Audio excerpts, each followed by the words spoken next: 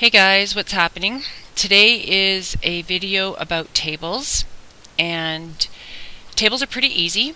It's just a grid of columns and rows. To insert a table, you choose Insert, Table, and then basically if you know how many columns you want, you're good to get started. Rows are easy to add later. And it's always easy to change what a table looks like anyway, so I'm just going to pick something like that. And I'm going to zoom out so you can see the whole thing. And this is 2 rows. There's row 1, row 2, and 3 columns. And as I mouse around the outside, you can see how my cursor changes. And I can select a whole column or a whole row. I suggest you never grab this little crosshatch and drag it, because it changes the alignment of your table, makes it difficult to manipulate.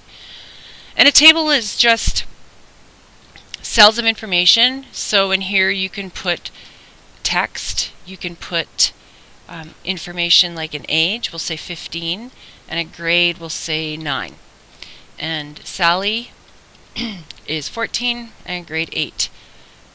Now, I've said grade and I've said an age, but this doesn't have any headers, so you don't know that. So what you can do is you can right click and insert a row above.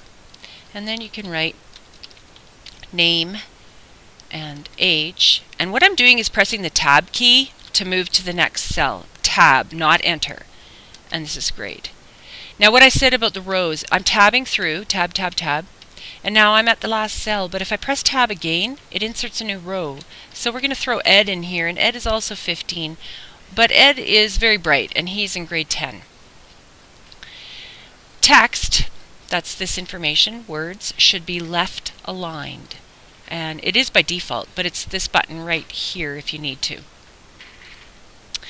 Number columns, and that's these ones, would be right aligned. And again, that's here. The shortcut key, Control L is left, Control R is right, and Control E is center. So back to right. Now if a table, I'm going to get rid of this heading, if a table appears on a page all by itself, technically you are supposed to center it horizontally and vertically. What I'm going to do is make my table smaller by grabbing my borders here at the right. Watch my cursor, it becomes a double pipe. And now my table's smaller. And to center it horizontally, it's easy. Right click, table properties, center. Very easy. Vertically is a little more challenging. You have to choose layout, and I'm a little short layout, and then I would go to page setup, and then you can just look through, but layout is right here. And then vertical alignment says top. Well, I'm going to say center. Vertical alignment is centered. And for a last peek, I'm going to choose Print Preview. If you don't see this button, you should click this down arrow and make sure Print Preview and Print has a check mark. And then I'm going to quickly do a Print Preview, and ta-da, centered horizontally and vertically. Before you print, go down to the bottom, double click, maybe a couple times if you have to, and add your name.